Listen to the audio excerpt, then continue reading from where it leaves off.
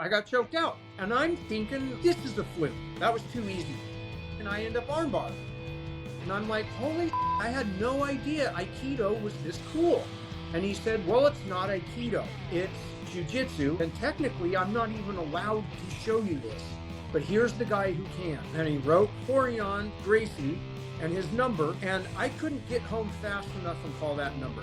Brazilian Jiu-Jitsu was born mafioso gangster martial art, where honor was the most important thing, and being able to physically beat up other men was really important. Welcome to the Ageless Warrior Lab. I'm BJJ Black Belt and Dirty Dozen member Dave Meyer, here to draw wisdom from Brazilian Jiu-Jitsu and the martial arts and explore how it applies to success in business, relationships, your long-term health, and making the most out of your life.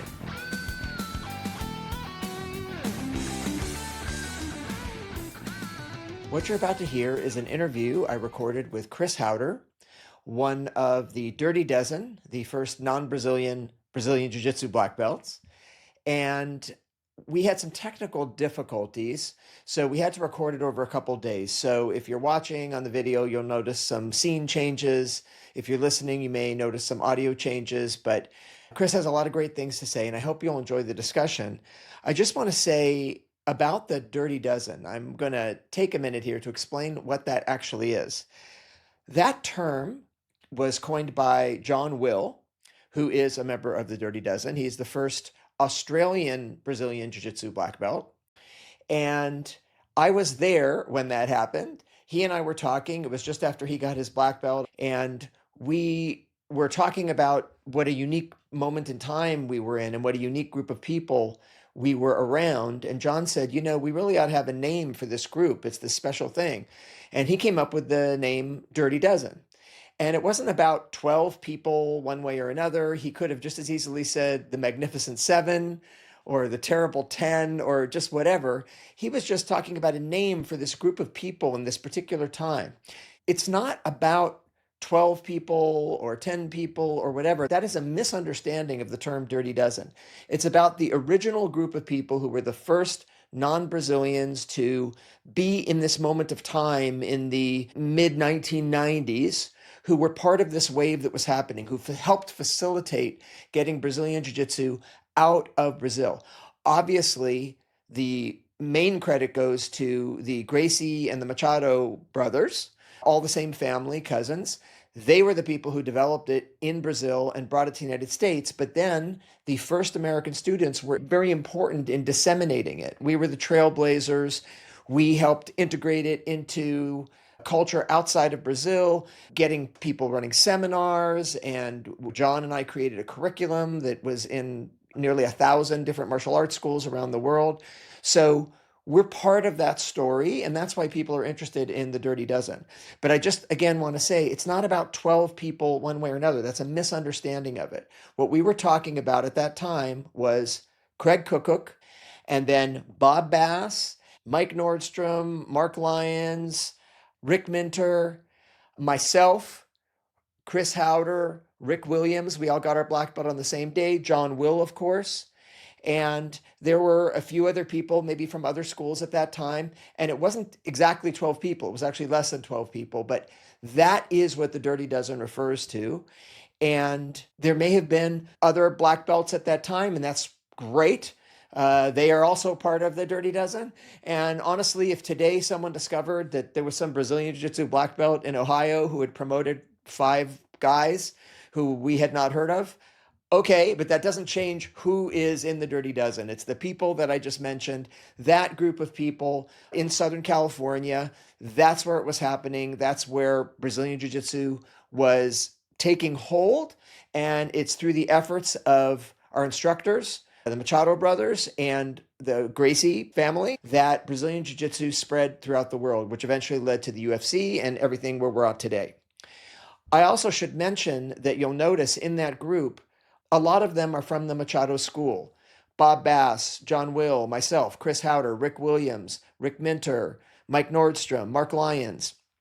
The reason for that was when Brazilians first came to the United States, when Horian came and Hickson and then Hoyce and Heuler, they were together, but pretty soon after, they started to split and do their own thing. And at that time, in those early days, they also brought Higgin. And Higgin then brought his brothers over, a total of 5 Machado brothers. The 5 Machado brothers stayed together on the same mat. So we had this school where we had 5 top black belts, the best in the world, all on one mat for years. They did not split up. And even when Carlos moved to Dallas to start training Chuck Norris, the schools were always tightly united. We were one team. The other really important thing to understand of why so many great guys came out of the Machados at that time was that the Gracies, Horian and Hoyce, at that time were being very restrictive in terms of what they taught. In fact, they even used the term the family jewels. They didn't immediately want to, what I call, open up the book of knowledge completely. And that's understandable. It was hard fought. This was their family style. So they would begin by teaching what they called self-defense, which was more standard stand-up jiu-jitsu, wrist locks, escapes from holds and things like that. And they were also teaching some of the groundwork. But they were very particular in who they taught, and they did not want their students learning from other Brazilian Jiu-Jitsu instructors like the Machados and then learning techniques they weren't showing. The Machado brothers were the opposite. They were completely open book. They were teaching just like what you would normally see in a school today, the best techniques they could, developing new things, going out to wrestling, going out to judo, going out to sambo, trying to incorporate new things. And it was just this laboratory of these 5 amazing brothers, Brazilian Jiu-Jitsu black belts, and us Americans, this first crop of people who largely had previous martial arts experience, and we were all pretty talented athletes and good fighters. And that laboratory of developing techniques, that's what made us so good. That's what made the team so strong. And then that caused other people to come in. People from around the world, Jean LaBelle, world champions in other sports, would all come to our school and train. And that was the laboratory. And that's why so many of this group, the Dirty Dozen, came out of the Machado School at that time. So I hope that contextualizes it. I'm very, very happy to be talking now to Chris Haueter, one of the Dirty Dozen. And we've already spoken to John Will. We'll be hearing from him more in later episodes on this podcast. And I will be getting to some of the other Dirty Dozen members in the next few weeks too. So there's a lot of history to learn. If you're into Brazilian Jiu-Jitsu, this is your roots. And I hope that you will enjoy it. And without further ado, let's talk to my good friend, Chris. I'm so happy to be talking to you, Chris. One of my oldest friends in BJJ. Got your black belt the same day that I did, maybe several seconds before me. I don't remember what the order. I don't remember the order either, to tell you the truth. And of course, we don't have pictures because we weren't told on that day that we were going to get a black belt. We weren't. Yeah. It was back in that era before everybody had a camera in their pocket. That's exactly right. There weren't smartphones. There wasn't YouTube. Yeah. This was 96. 96. Yeah, 1996. So, Chris, thanks for taking the time to talk to me. You and I have stayed in touch along with some of the other guys, Bob Bass, John Will, Casey, some of earlier guys, which is great. Yep. And you have continued to train. Jiu-Jitsu is your main gig, and you have podcast. Is there any background you want to give us of like how you came to martial arts? Because you have an interesting background. You've been through a lot of stuff.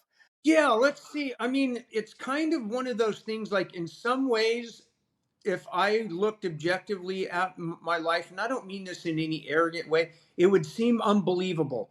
Not because I'm cool, but because I've dabbled in so many different things and career paths. I'm 60 years old this year, so I am officially old, like you, Dave. I was born in the mid 60s. I was a child in the 70s.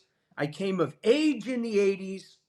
I found myself in the 90s, lost myself for a while, and rediscovered myself in the post 9/11 era. That's one way to paint the narrative of my life.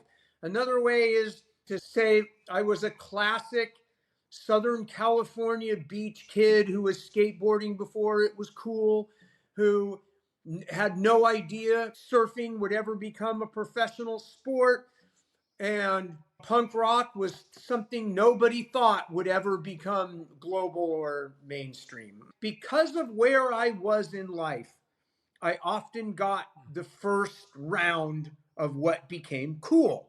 Because what happens in Los Angeles, California, or New York eventually becomes cool. And I didn't realize that until I was in my 20s and began to travel the world and the country. I often say there are two places, because I'm an artist and I have an eye for pictures too, that I really regret that I didn't have a camera. And that's the early days of punk rock in LA and the early jiu-jitsu era before UFC. I wish I had had a camera just to document that, to take pictures of watching Hickson and Hegan roll in Horion's garage, to take pictures of me getting my blue belt. Like, I don't have any of that, right? I don't have any of those cool punk shows where I saw all the cool bands from Minor Threat to Black Flag to Circle Jerks and that wild era and the riots in the streets. And that's something that I didn't have. Now, at the same time, we are now in the era of the ubiquitous image and crossing over into the first AI revolution where almost anything on a screen now is untrustable. In my arrogance, I often feel like I'm a premonition oracle because I saw this coming 15 years ago before when only a handful of people were talking about AI and the rise of deep fakes and the threat to collective truth. Let's talk about how you encountered Brazilian Jiu-Jitsu and what it was for you in the early days. What did you see? I'm growing up, Los Angeles, the entertainment capital of the world. Every Saturday and Sunday afternoon on one of the channels was this show called Kung Fu Theater. And it would replay all the great Chinese kung fu movies, Master of the Flying Guillotine, all those cool movies, Bruce Lee movies. When they would come on, I would make sure I saw them. Chuck Norris movies, all that stuff. I was one of those kids who was fascinated with martial arts. I liked other sports. I didn't like watching them, but I liked playing them. I don't really like watching anything. I don't like watching jiu-jitsu all that much. When I grew up, we're not going to get into like childhood traumas and all that stuff, but I was a stutterer. And I spent a lot of years as a kid almost mute because I couldn't talk. And in some ways, because I'm a Hegelian Taoist and I always try to find the positive in things as well, it enabled me to be a really good observer and be able to form the opinion in my head that I wish I could say. You know, it's so funny that you say that, Chris, because I know that you stutter, and it seems to me that it's gotten better over the years. Your You have point, no idea how much better it's gotten. and I'm sure that's from a lot of work of yours, but the point that you make that most people are so quick to blurt out talking that they have not Yeah. thought through, and Yes. having a speech impediment, if that caused you to have to really pick your words, that's a very interesting effect. What it did was it forced an egomaniac who wanted to voice an opinion to have to listen and analyze instead of be able to engage. And I can remember coming home from school, maybe fifth or sixth grade, crying because I'd been picked on. And one of my friends on the way home saying, "Sticks and stones can break your bones, but words can never hurt you."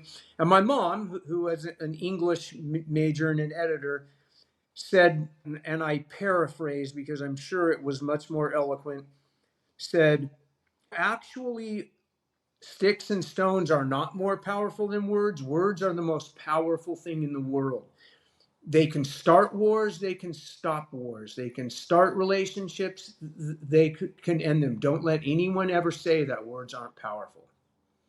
And that stuck, how powerful words are and language. And as a guy who felt like he couldn't use them, if I can't argue with words, I'm going to argue with my fist and I'm going to hit you in the face. And I definitely became fueled by revenge and resentment, which is what leads a lot of people into the combat sports. I'm not proud of it, but I got in a lot of street fights. And what attracted me to the combat sports is I'd fought enough real fights to know what works and what doesn't. And in high school, I wrestled, and I quickly realized if I could close that clinch, no matter how much childhood karate I had and kung fu and all that, if I could close the gap, get you on the ground, hold your head, and punch you in the face, I'm going to win the fight. And I became a natural grappler. I always was. And I knew my weakness. Like, I went in the Marine Corps Reserves right after high school, not because of anything other than you could be 18 and drink, because I was a teenage alcoholic at the time. And one of the things that I picked up a little bit is boxing. And I realized that that's kind of my weak area of combat skills. And I got really involved with Muay Thai, had a pro fight. I broke my shin in round 3. I remember throbbing. It was one of those things which I did all the time. I would volunteer to do something out of pseudo bravery, and as the words left my mouth, I'd think, what have I just volunteered myself to do? And that was a Muay Thai fight, and I beat him because my boxing was better, and I was probably just more filled with adrenaline and fear of not wanting to lose. Right. It was in the top 10, probably most intense experience I ever had in my life. I remember sitting on that stool, my shins throbbing, and going, I cannot believe I have 2 more rounds of this. So after that, I decided I was going to go join the college wrestling team. I had recently quit drinking and was young and dry and trying to figure out what to do with my life. I've always been interested in every single subject you can think of. So I'm like one of those guys who has more college units than a master's degree, but only an AS degree, because I just like taking classes because I like learning. So I go to join the wrestling team, and I show up at El Camino College, and Mitz Yamashita, who is the Aikido club guy there, who I knew from IMB Academy, which was where I trained Muay Thai, was teaching his guys after class how to escape out of a mount. And I'm watching this with fascination, because the last time I had mounted a guy was in a 6th grade after school fight. I mounted him with my knees, pinned his arms down. Everyone screamed, punch him, punch him, punch him. I wasn't mad anymore. I didn't have the heart, so I punched him kind of light. He got really mad, got out, reversed it, mounted me, and punched my face as many times as he could, which was one of those lessons that I don't know if it's a good one or not, but if you're going to fight, you better finish it. And so I said, Mitz, I don't think that will work against a wrestler. And he said, why don't you try it? And of course, I turn over and I expose my back and I get RNC'd. And I'm like, holy shit, let's try this again, because of course I think it's a fluke. But for our listeners that aren't grapplers, RNC is rear naked choke. He got choked out. Yeah, I got choked out. And I'm thinking, like everybody did back those days, and people still occasionally do, that this is a fluke. That was too easy. Let's try it again. And I tried to do something else, and I end up armbarred. And I'm like, holy shit, I had no idea Aikido was this cool. And he said, well, it's not Aikido. It's Jiu-Jitsu, and a specific kind. And technically, I'm not even allowed to show you this. But here's the guy who can. And he wrote Haueter Gracie and his number. And I couldn't get home fast enough and call that number. I was already addicted. And what year was this? This was 1988. And as soon as I got home, I called that number. Haueter answered. The next day I was over there for my interview. I, of course, listed all the martial arts I'd done. And then Haueter says, oh, are you here to challenge? And I'm like, no, no, no. And then my first private was Hoist Gracie. I walk in there and he's like, got his chin up. And he's like, you do Jeet Kune Do, Muay Thai? And I said, I did, yeah. And he goes, you here for a fight? And I'm like, no, no, my knees are shaking. I'm like, okay, my friend, you know, and then that began my journey of. Well, because they had the challenge out there and people were answering the challenge, but you weren't coming there to answer the challenge. You were actually coming there to learn. I could see looking back, oh, yeah, they want to find guys who want to fight. Mm-hmm. And maybe had Mitz Yamashita not beat me up, I could have been that guy. But no, I was already convinced. Exactly. You came in already with respect. I really helped recruit guys because I'm involved in these other arts. With Jeet Kune Do, I'm in Dan Inosanto's advanced class. You couldn't get people to do it. What was in was black sweatpants, a t-shirt, a clip-it knife, a collie stick, a back spin kick. The grappling arts were out. They just weren't popular. Martial arts that wore white gis were like, oh, you Karate Kid. This was also a time like all 20 somethings. I'm basically trying to find my way in life. Now, not everybody out there struggles with the issues that I have. And some people think jujitsu will fix the issues that I have. I think it's a little tiny part of that fix. As a person who believes in threes, mind, body, spirit, jujitsu can fulfill the body part of the mind, and part of the spirit. You need to seek other things other than making jujitsu your spiritual or mental answer. I too was very advanced in other martial arts before I even encountered jiu-jitsu. People who don't do martial arts, they have this sort of fantasy. Maybe they've watched the Kung Fu TV series, which I love, by the way. There are martial arts and, in fact, sports that really can help you with your concentration Yep. and things like that. But I think the more practical sports, they're certainly not about spiritual anything. You know, they're physical endeavors. And to the extent that there's mind involved, like the chess game of jujitsu, it's certainly a smart person's game for sure. Yep. But especially on anything spiritual, meditative, you could incorporate that if you want. There would be nothing that would stop us at the beginning of a jiu-jitsu class having a lecture about something philosophical and then meditating on it and then let's start rolling. But that's not the way it's practiced, especially Brazilian jiu-jitsu where there's no bowing or things like that. At least in some of the more traditional arts, they have certain aspects of that and maybe a quiet time at the beginning and the end of class. But Brazilian jiu-jitsu is pretty much let's learn the techniques of fighting and let's fight. Yeah, from my limited little perspective, and I know it's just one tiny perspective, is Brazilian Jiu Jitsu was born almost like mafioso gangster martial art. It was a street art. It was coming from a patriarchal culture where honor was the most important thing, and being able to physically beat up other men was really important. And as a young, insecure man, that's a very attractive world. And there's a very positive part about warrior culture, and there's a very dark side to warrior culture that can turn the insecure bully into a secure bully. And that's terrifying.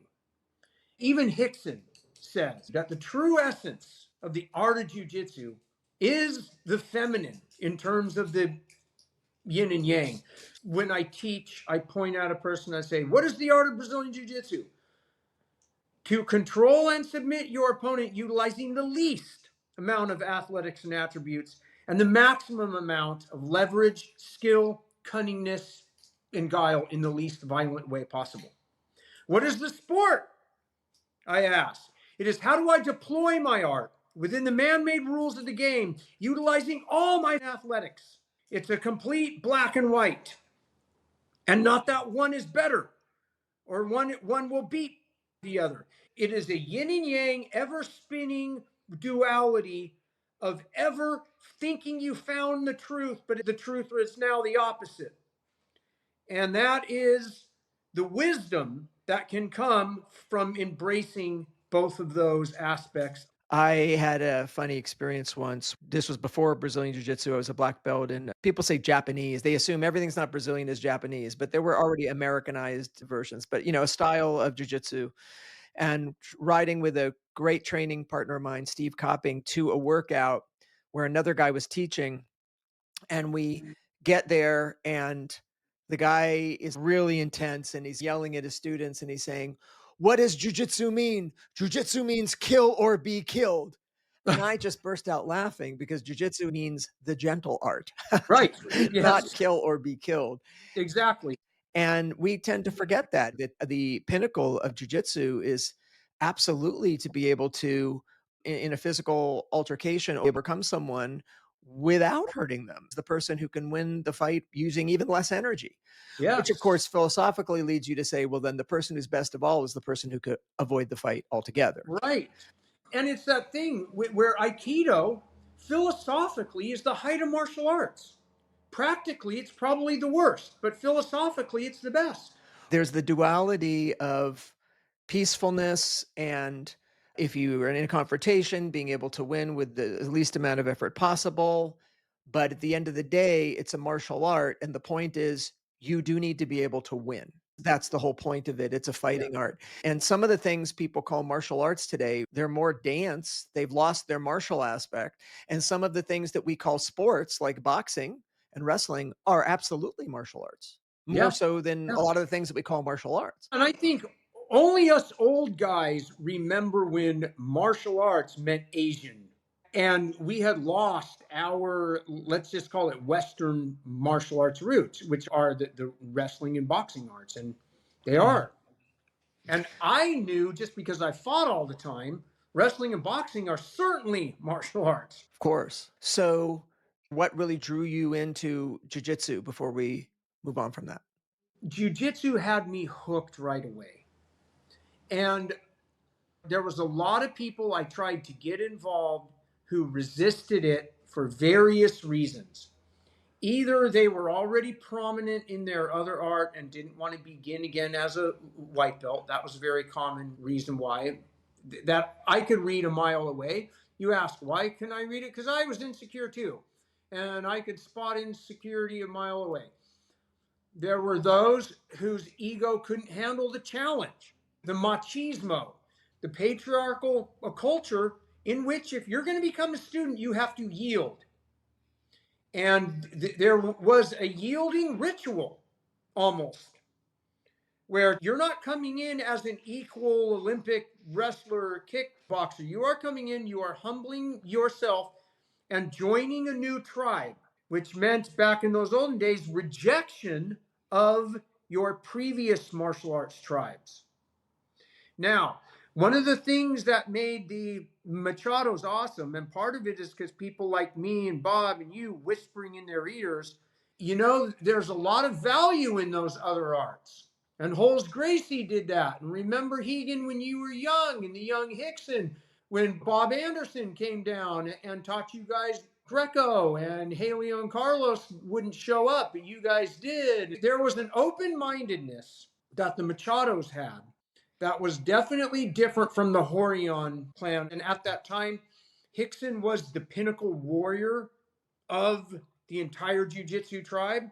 And he was in warrior mode, fighting pride, doing all these things while Horion was screwing him out of UFC. All that mafioso politics, that's above my pay grade. That was all happening in the background. And because I grew up mute, I was a good observer and I could see things coming a mile away. I could see splits coming. I could see family resentments happening. I could see students that I considered to be poisonous coming in through to the school. And Higgin, I think, was in the branching out mode. He was in the branching He was out mode. just hungry to learn more things and get better. Yes. And Hegan, I am absolutely convinced. And I watched him coach Rafael Lovato Jr., the pressure pass, the pressure game, the long set pass, and all that stuff, and never get any credit. I could name other names. Hegan developed the pressure game. That maybe it existed before, maybe it simultaneously happened in other areas, but Hegan really developed a pressure game.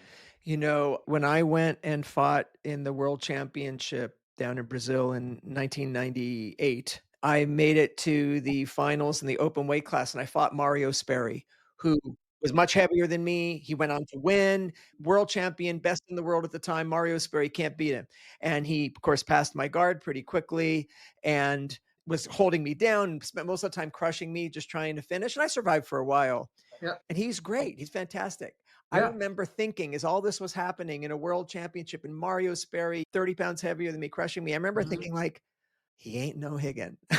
There's no disrespect to Mario Sperry. He beat me. He was No. fantastic. But I was just thinking, oh, I can survive here. Like my ribs are not being cracked. In Hegan's prime, he could line up a room and tap people from across besides left and right. And like I remember, I'd always ask Hegan, I want to do the pressure game. And he'd say, no, Chris, you're too light. You got to move fast. And this and I'd say, no, I have heavyweight envy. I want to learn pressure game. And I became obsessed with that game because I knew I could foresee that one day I'm not going to be fast. One day I'm not going to be flexible and all that stuff. And I need to be able to have a slow connection pressure game.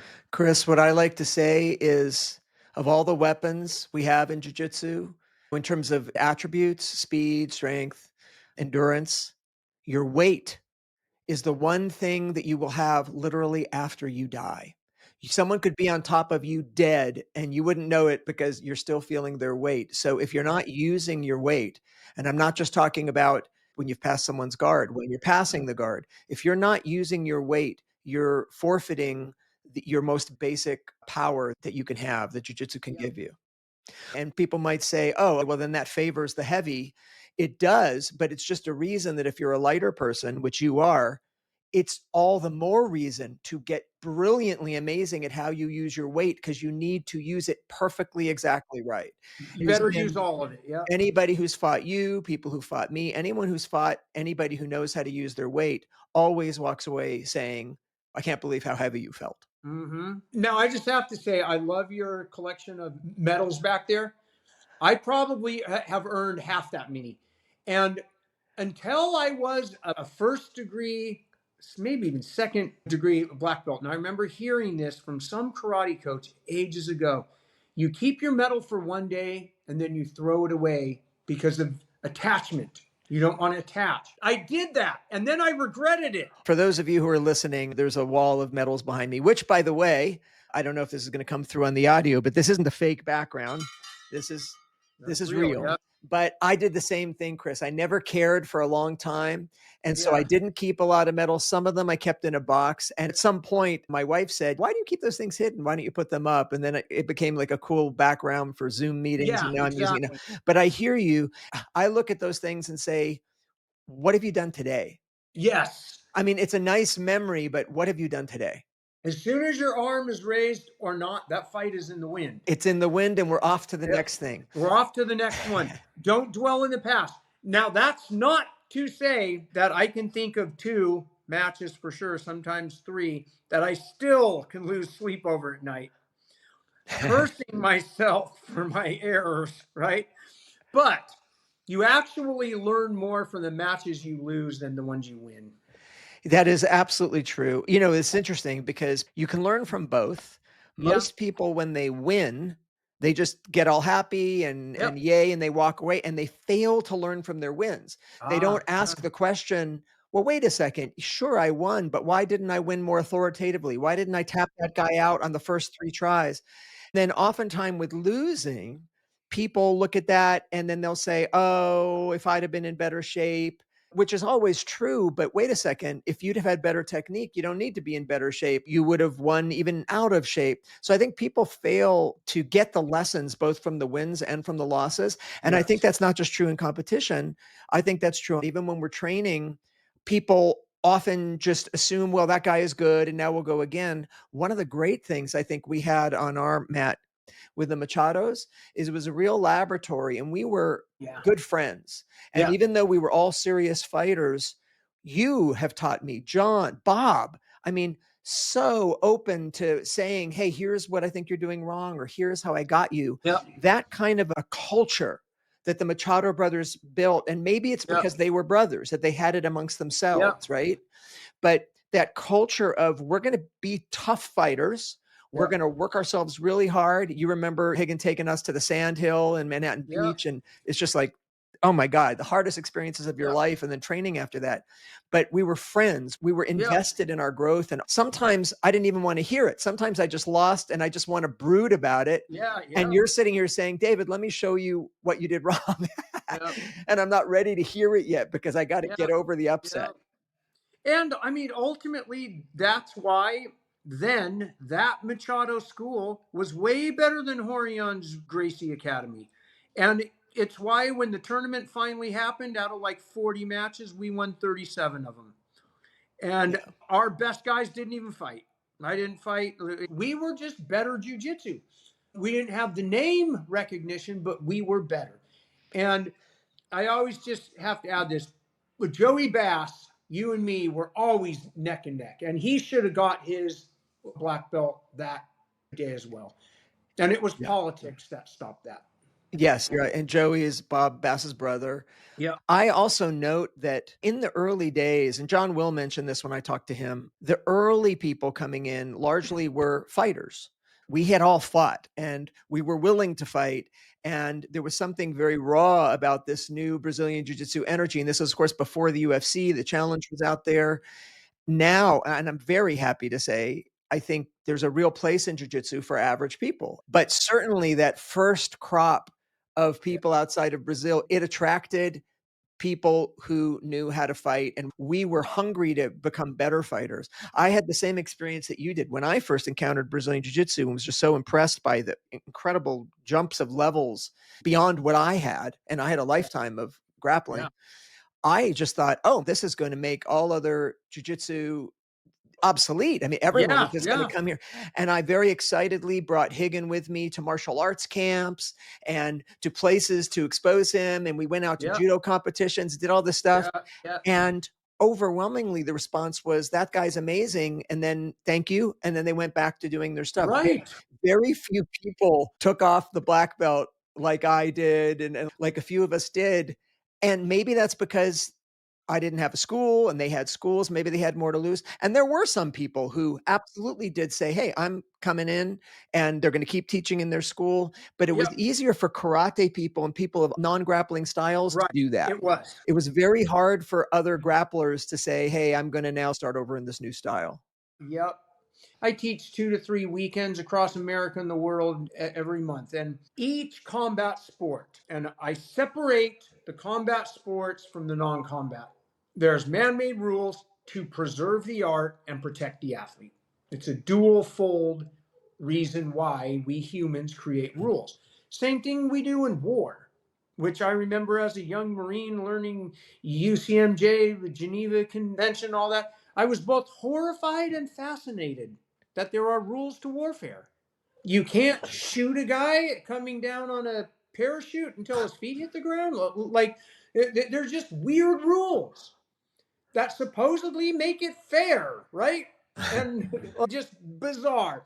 A lot of those rules arose out of World War One. Well, if there's something you don't want done to you, if you can agree not to do this to each other, Yeah, we won't do it to you because we don't want it done to us. yeah.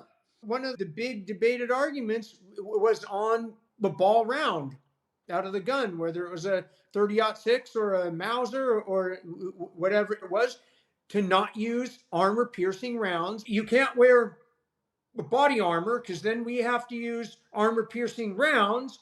You can't shoot troops with weapons that are aimed to shoot at equipment. Like, there's just all these weird rules of warfare. And they seem absurd on one level, and they are. Just like having rules to two humans in a duel. Because what this really is dueling culture in these modern times. And every culture has had dueling as part of its culture, particularly the more patriarchal and honor based a culture is. And in the Americas and Europe, dueling tends to be an upper middle class activity because those men are more prone to insult, right? And there was a period of time where there were too many widows because their husbands were all in piss offs, right? And America and Europe after World War II may be exhausted from dueling culture and aristocracies and monarchs, and for a while left that back. Brazil had it still. So, in a lot of ways, they were retaining something that Europe and Americas had lost. You know, I interviewed Higgin a couple weeks back, and he talked about how there was a conflict between two of the people in his family, and they took it out in the back, and they said, "All right, let's settle it." It was a talking Right. conflict, Yeah. but they Talking settled about. it fighting, and then that's okay. And then, Yep. so that was definitely in that culture. Yeah. Obviously, the rules that we put around sport, we do that for safe training so you can get good at the sport. I call them guardrails, right? And that's very, Mhm. very important. And then, as you know, as well as anybody, one of the problems with that is people who train so much in the sport, which I'm all for, forget that those rules don't apply on the street. That's And right. and that That's right. also very importantly comes down to the part about let's touch hands, ready, set, go. Right. Right?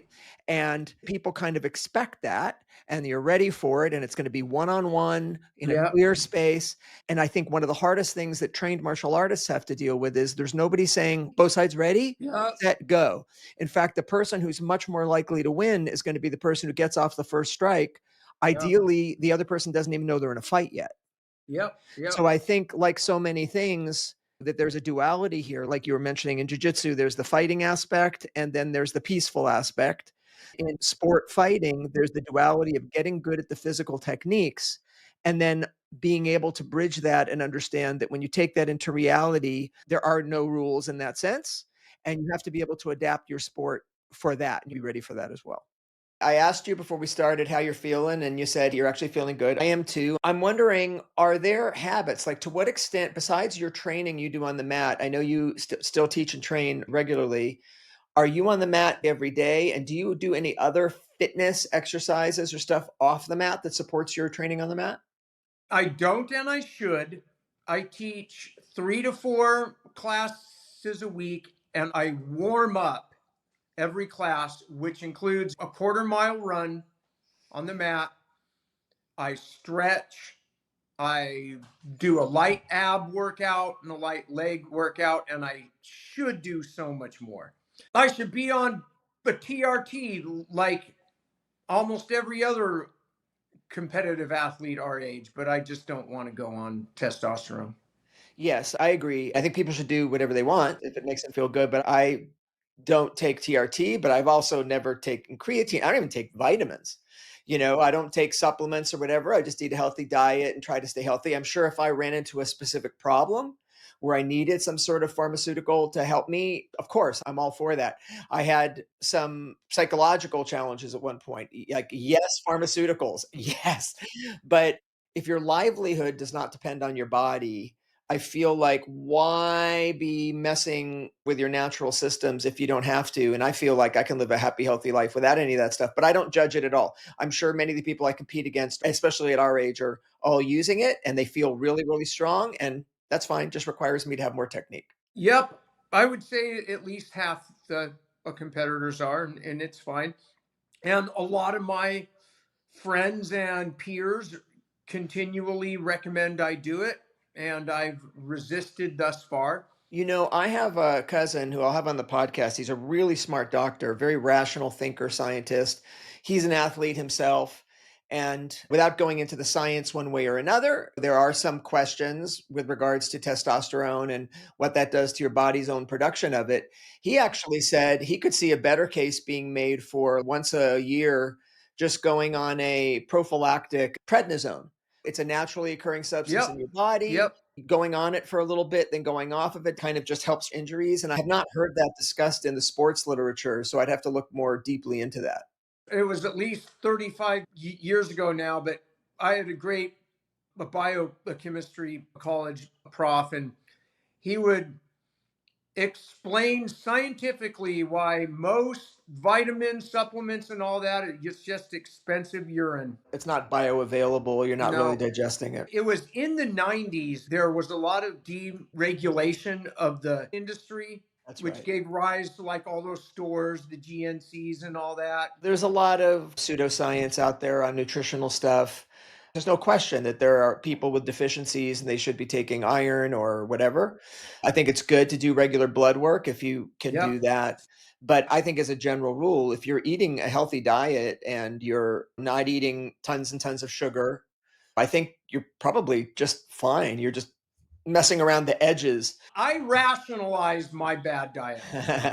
You're entitled. So going back, you mentioned jiu-jitsu and the team aspect of that. We certainly had that. It's nice to belong to a team and to have a rivalry. And we had that too. We were very Machado, and there was rivalry with Hickson School and with some of the other Gracie schools. Obviously, it takes a team. We need good peers, good training partners, good coaches, all that. But one-on-one sports have a lot harder time, not the same as team sport, tribal quirks and behaviors. One-on-one sports have their own unique flair. With gymnastics, which is a sport where you often are competing against members of your own team, they have really odd tribal connections because there's so much rivalry happening. Yes. And as an amateur anthropologist, meaning I don't do my own anthropological studies, my own research, I don't write my own papers on it, but I love anthropology. I love all of every science you can think of. We humans really do have an odd thing for athletes and teams. And I don't remember where I read it. Maybe it was in a Stephen Jay Gould book. We will remember athletes and heroes and the heavyweight champion of the world, but we won't recall who cured smallpox. We Right. won't recall the names of, in my opinion, far more beneficial to humanity humans. But we have a tendency to worship celebrities and athletes. And it's no wonder humans spent most of our 100,000 year existence, 10,000 since the agriculture revolution, in monarchies. I think people respond to stories. And I just actually interviewed a friend of mine named Mike Valentine, and he was talking about every kid that walks on his mat is on their own Joseph Campbell's hero's Yep. journey. They're on their own hero's journey. Yep. And when we see very clear examples of that, that everybody can understand, like scientists toil away for lifetimes and they may not have a breakthrough or they make little incremental work. And occasionally something big happens. And that's just the way it goes. It takes that time. And so that person might get some notoriety at the time, but you didn't watch their whole journey. You haven't been like watching them every Sunday afternoon. You just suddenly hear this person I've never heard of has this great breakthrough and it's going to change the world. But the path of athletes, we get to see them again and again. We get to see them in very easy to understand physical trials. Yeah. And that's like a language everybody can relate to. You understand that. And that is a creation of the television and post-war media. Whereas in the past, in the 20s, you might read an article about the heavyweight boxer of the world, see a poster, and hear it on the radio. But even then, we have a tribal need. I always try to picture a band of humans 90,000 years ago, somewhere between 15 and 80, because they say that's when a tribe will split. The optimal And size, yeah. that tribe wants the guy who can jump over hurdles, throw a javelin, wrestle, and bullshit and make you believe what he's saying is true. The food is over the hill. I know it is. Not maybe it is. I know it is. And just that alone lets you understand almost everything about modern humans when it comes to the way we behave. You make a good point that just in terms of the span of human history, most of the span of human history is not us paying attention to scientists devoting their lives toiling to solve a disease or a problem Nope. like that. Most Nope. of our history has been we got to get out there and protect ourselves and go out and find food or create food. And that means we need strength and we need That's right. athleticism And we and need we need charisma. military prowess, and that's what Yep. we're attuned to wanting to reward. Exactly. You could make the same case about what society rewards monetarily, right? Yes. We deal with this a lot in the nonprofit space where I work. There is this expectation that if you're going to work in the nonprofit space, you shouldn't make very much money because you should be selfless and Right. the nonprofit shouldn't have to pay you a lot. But what that means is a lot of people can't work in the nonprofit space either because they legitimately just want to make more money. And why shouldn't they have a right to make more money?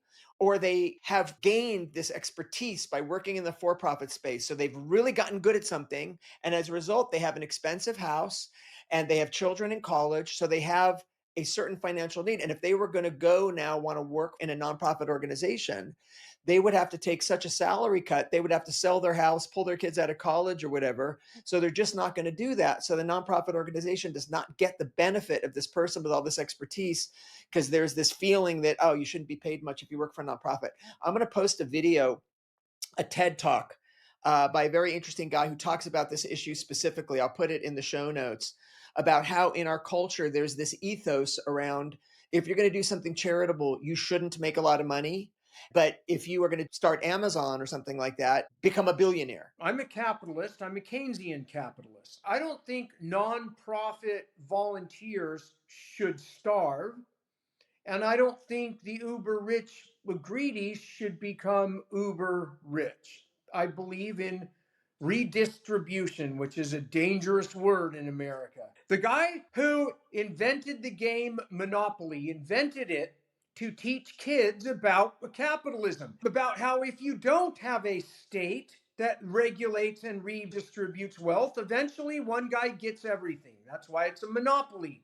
And the communist doesn't want to even play the game. I'm anti-communist too, because I like monopoly.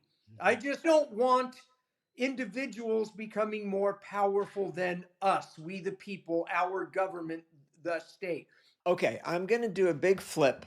I'm going to take us right back onto the mat. And let me ask you, you've trained for a long time. Who have been the most impactful coaches in your life? And it could be because you were in their school, or maybe you just had a lesson with them. Who really made an impact with you in your martial arts training because of something about them being a good coach? And what was it that made them a good coach that makes you remember them? Well, I would start with my childhood karate instructors. I think as an ADHD kid, I learned how to stand still, how to memorize things, how to move. I was like one of the only kids in the class, and it was adults, and they'd ram right through you and all that stuff. It was classical Shotokan Japanese karate. And then Dan Inosanto was a huge influence on being open minded and ethical. I had a great boxing coach. I learned fundamentals, kind of like the jiu-jitsu stuff that you can't see, you have to feel, you have to be taught. There's no way on your own you learn the counterintuitive stuff. And in the jiu-jitsu world, of course, all the Machados were a huge influence. Horion actually was a pretty big influence on me very early on, as was Hickson very early on. And then the last 10 years, Hickson has been a huge influence on how to, what I'm going to call, age with grace and still be able to practice the art of jiu-jitsu. You know, so many of us came to jiu-jitsu and we still come to Brazilian jiu-jitsu based upon the prowess of the instructor, their ability to execute. So it's a competitive sport. And so people will go to where there's a teacher who is a world champion. And certainly when we started in Brazilian Jiu Jitsu, our teachers were current world champions. I mean, Higgin was the champion, and his brothers were just amazing as well. And it's interesting because now many of those people aren't in their prime in terms of their ability to execute. I mean, they're 50 years old, 60 years old, but they have so much knowledge. And we know that frequently the person who is the great champion does not necessarily mean that they're a great teacher, right? They're good at executing, and maybe it's because they have a deep understanding of the sport and they can impart that. But I think more frequently it's because they have a lot of natural talent and they've really perfected what works for their body type. Whether or not they can take beginners and provide them an appropriate view of the landscape of jujitsu and remember what it's like to be a beginner and bring them up as well-rounded students, even if they're a gigantic person or a tiny person, there'll be different things that work for them. I think that's kind of a different skill set. But I do think we were very fortunate to be in the presence of the Machados and Gracies, who are both, certainly in their day, and even still today, competitively excellent and actually very, very knowledgeable and deep thinkers and very, very good instructors. And I've Yeah. got lots of examples of, I think, very profound things that I got from the Machados, Higgin noticing that I was feeling out of breath or claustrophobic early on. And so laying the gi over my face, Yeah. which was like Yeah. torture, but he really taught you're going to be okay. Or Jean Jacques telling me, you're better than you think you are. And once you realize that, you're going to get even better because you're giving people too much. Yep. Or just things Johnny Machado and Carlos have said and Haueter, just bits of wisdom. Bits of wisdom. Yep, a lot of wisdom was imparted. I often say, like, historically, we came up in a wave of globalization and the dawn of the internet. And knowledge just 20 years earlier was much more guarded and secret and harder to get out. It's like Abraham Lincoln was a grappler. And why was grappling lost? Smallpox, polio. During COVID, I realized profoundly how contact sports, how the knowledge can literally vanish in half a generation if people don't do it. And we're in this weird age now. And I would wonder this all the time in COVID. Let's say for a generation that no humans are allowed contact anymore, or hardly any. Would YouTube preserve these grappling arts that were lost 100 years ago, 500 years ago, 1,000? The Greeks and Romans, I'm sure, figured out all the ways to choke and armbar a guy, but plagues would take that away. This is very interesting that you say this. John Will in Australia. John brought back a statue from a recent trip. I think he was in Greece of like a centaur doing a heel hook in the middle of a battle. And he had also traveled to India and tracked down this family who had been doing this pit wrestling and got to the last living member of that family. And to your point, all that remains are still photos. But I would even say if we were put into hibernation for a generation, and then people came back and all they could do is watch YouTube to try to reacquaint themselves with, let's just say, Brazilian Jiu-Jitsu, I think it would greatly, greatly suffer. The reason I say that is when I first heard of Gracie Jiu-Jitsu, it was because this guy that came to my class, I was teaching Jiu-Jitsu, he challenged me, and then he handed me the Gracie Jiu-Jitsu in action tape and said, you should check these guys out. And when I watched the tape and I saw the leg stomp and the double leg takedown and the mount and the smacking and the choke and all that stuff, I looked at that and I said, that's nothing new. Mount is Tate Shiogatami. It's as old as the hills. That's a four corner hold, right? Yeah. So you could see the moves, but you couldn't perceive those imperceptible things you're talking about until the day I got on the mat with John and got on the mat with Higgin, right? Yep. Then suddenly this move that I thought I knew and I execute, I realized, oh my goodness, there's a whole nother thing going on here that I don't understand.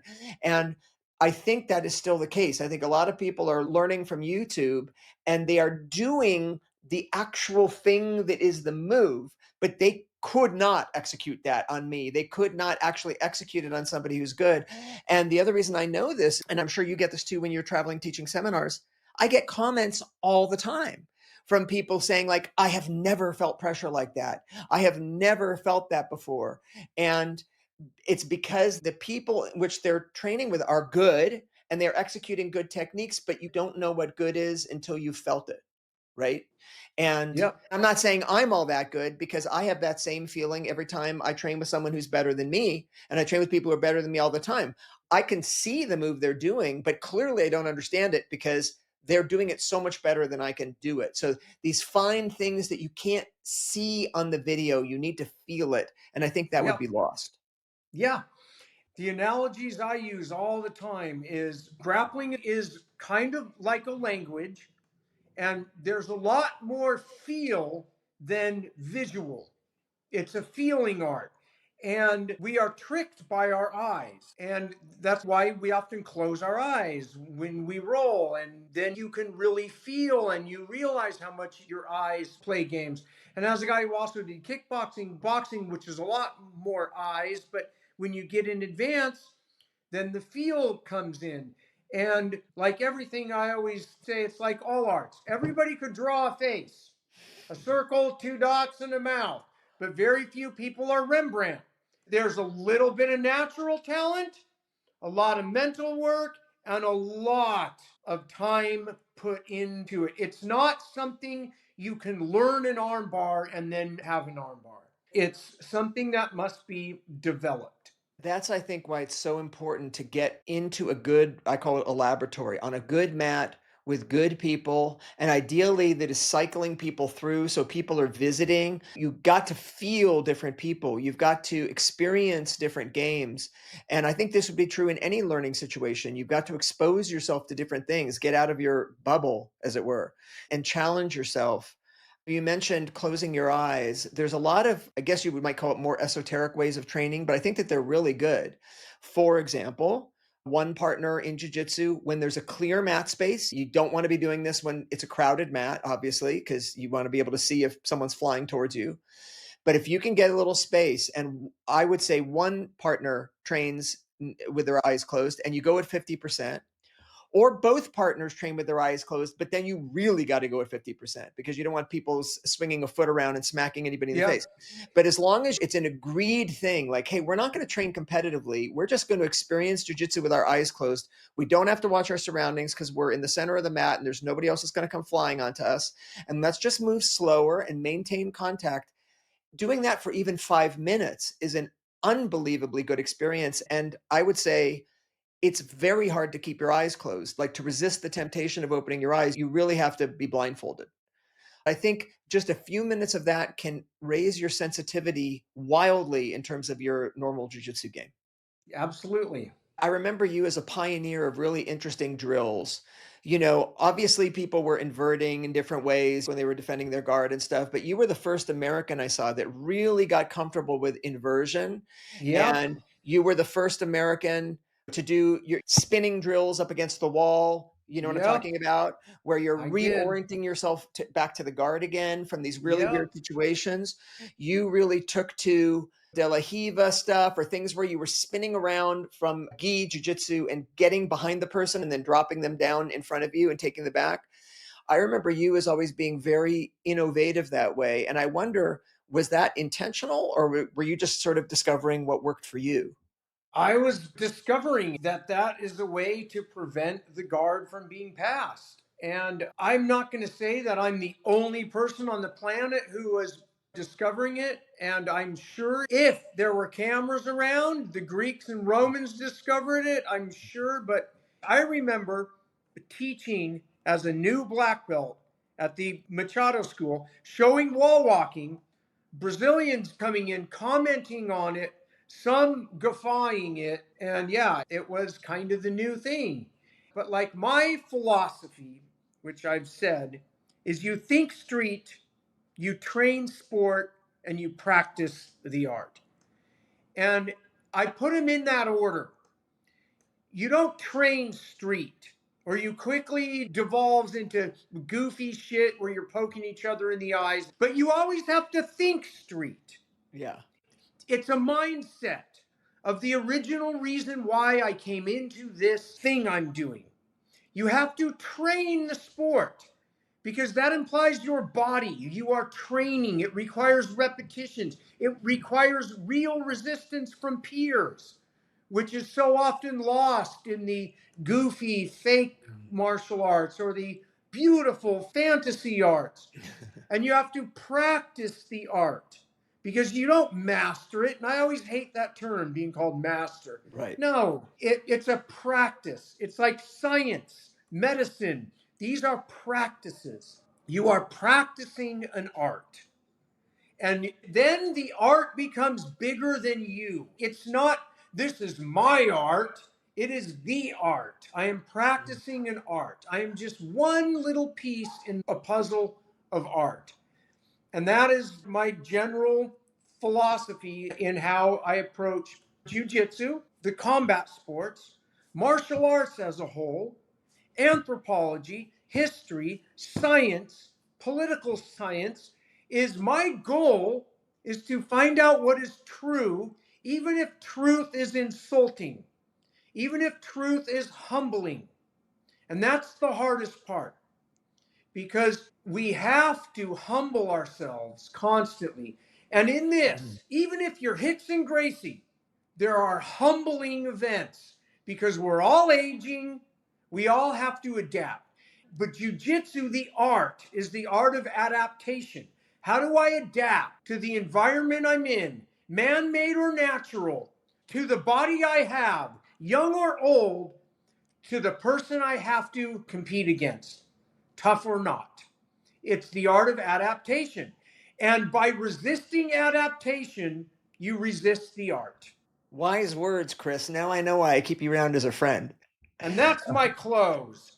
Well, okay. I want to give us one last thing just before we part for our BJJ friends out there. Is there anything from our point of view, because we came in at a certain period of time, the art is evolving constantly, obviously, as you know. Is there anything that we think has been lost or is being lost that we wish would not be lost? And I have a few answers to that.